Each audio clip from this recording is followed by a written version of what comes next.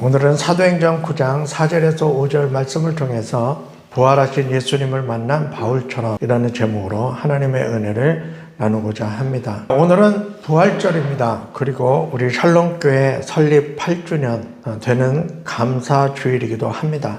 그래서 오늘 부활절 예배와 더불어서 교회 설립 8주년 감사 예배로 하나님 앞에 드리고 있는데요. 예수님의 제자들은 그 예수님이 실존하는 모습을 그들이 살면서 목격을 했고 또한 대화도 나누고 눈에 담기도 했습니다. 예수님께서 십자가에 죽으시면서 제자들은 뿔뿔이 흩어졌죠. 그러나 예수님께서 죽은 지 사흘 만에 다시 제자들 앞에 나타나셨고 부활하신 예수님을 만난 제자들은 그 이후로부터 전혀 다른 모습을 보이게 됩니다. 예수님이 부활하시기 전까지 제자들은 굉장히 하나님의 말씀에 대해서 무지했고 겁도 많고 비겁하고 현실주의자였던 사람들이었습니다. 그러던 사람들이 예수님을 만난 이후부터 바뀌게 되죠. 하나님의 말씀을 이해하기 시작하고 종교 권력과 사람들 앞에서 두렵고 숨었던 사람들이 그들 앞에서 당당하고 담대하게 예수님의 부활을 증거하는 증인으로 변모되는 모습을 보게 됩니다.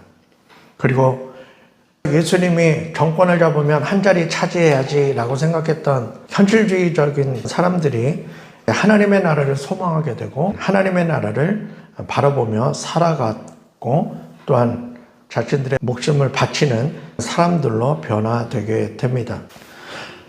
그들이 그렇게 변화된 것은 이해할 만합니다. 왜냐하면 예수님의 살아생전의 모습을 직접 목격을 했고 예수님과 대화도 나눴고 그리고 죽었다가 다시 살아나신 모습을 직접 목격을 했기 때문에 그렇게 살 수 있었다 생각되어집니다. 그런데 오늘 본문에 등장하는 사울이라고 하는 사람은 예수님과 동시대에 살았지만 성경에는 그 어느 곳에서도 예수님을 직접 만났다 또는 예수님을 봤다라고 하는 대목은 없습니다.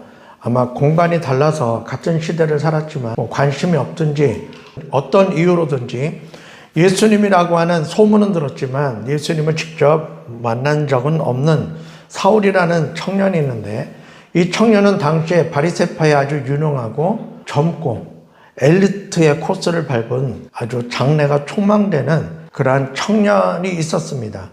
근데 이 청년은 예수를 따르는 사람들에 대해서 굉장히 적개심을 가지고 있었죠. 왜냐하면 그들은 이단들이고 하나님의 이름을 망령되이 일컫는 사람들이라고 생각을 했던 청년이었습니다.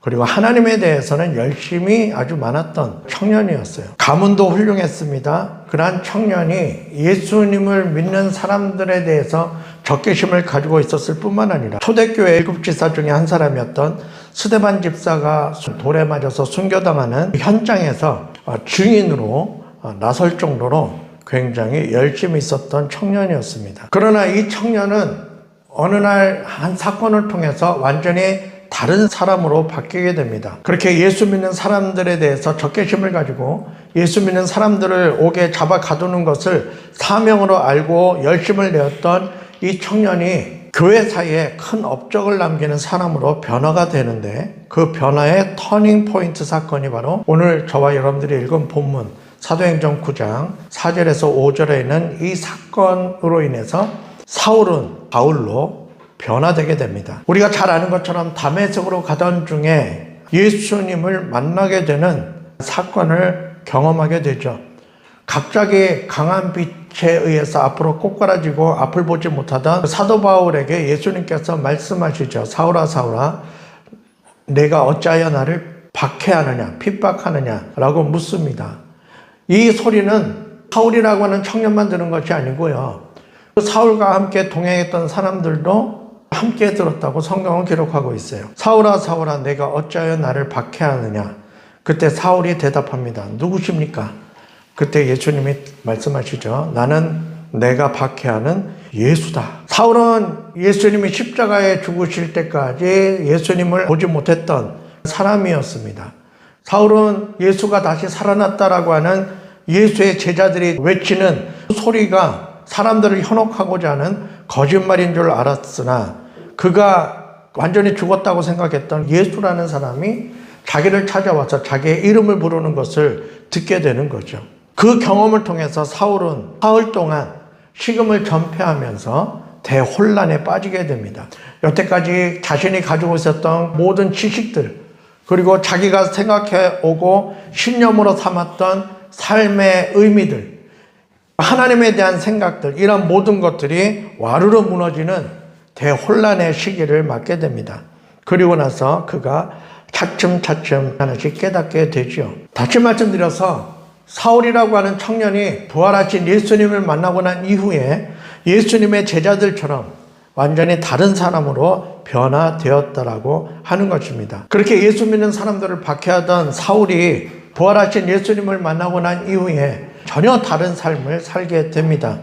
예수님을 메시아로 인정하고 예수님의 부활을 믿을 뿐만 아니라 이방인의 사도가 되어서 이제 자신의 한평생을 헌신하며 여러 곳을 여행하면서 부활하신 예수님을 증거하는 삶을 살다가 신약성경 13권을 기록하고 순교를 당하게 되고, 사울이었던 청년은 사도 바울이라고 하는 닉네임으로 그 이름이 달라지게 됩니다. 여러분, 사도 바울이 만났던 예수님은 예수님 살아생전에 만났던 그 예수님이 아니라 예수님이 십자가에서 죽으시고 죽은 지 사흘 만에 성경대로 부활하신 예수님을 만나고 난 이후에 그가 변화되었다라고 하는 것입니다. 예수님을 따라다니면서 3년 동안의 삶을 누렸던 제자들을 제외한 그 이후의 모든 사람들은 사도 바울처럼 부활하신 예수님을 만난 사람들입니다. 2000년이 지나고 난 지금 이 시점에 저와 여러분들도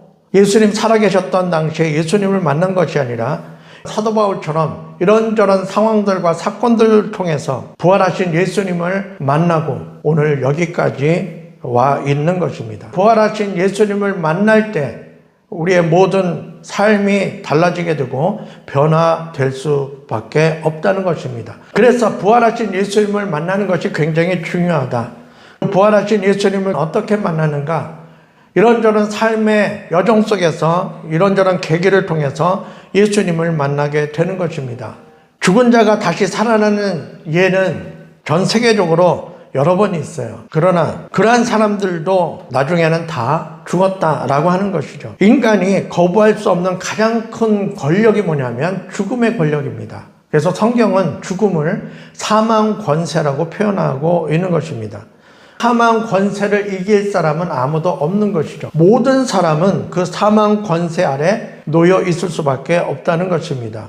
그러나 그 죽음의 권세를 깨트린 유일한 분이 계셨으니 그분이 바로 누구냐면 우리가 믿는, 우리가 주님으로 섬기는 예수님이라고 하는 것입니다. 그 예수님은 죽었다가 사흘 만에 살아나셨고 그 예수님은 지금도 살아계셔서 우리와 함께하고 계시다는 사실입니다.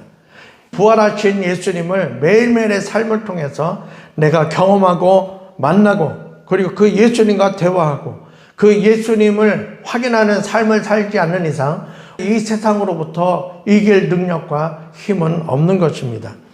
그래서 이스라엘 백성들이 광야 생활 동안에 매일매일 하나님의 기적을 만나를 통해서 경험했던 것처럼 저와 여러분들도 하루의 삶을 마무리하고 밤에 잠을 잘 때 우리는 죽음을 연습하고 그 다음날 아침에 눈을 뜨고 새로운 삶을 허락받았을 때 부활을 연습하는 것이라고 어느 신학자는 이야기했습니다. 이러한 부활을 날마다 경험하고 하루의 삶을 살면서 말씀을 묵상하는 가운데 찬양하는 가운데 찬양을 듣는 가운데 또한 내가 하나님 앞에 조용히 묵상하고 기도하던 중에 때로는 어떤 사람과 대화하는 그 과정을 통해서 아니면 우리 눈앞에 펼쳐지는 하나님의 창조 질서를 눈으로 목격하면서 살아계신 예수님을 만나고 그 예수님과 대화하고 그 주님과 동행하는 삶을 살아낼 때 그 어떠한 절망 속에서도 낙심하지 아니하고 부활신앙을 가진 자처럼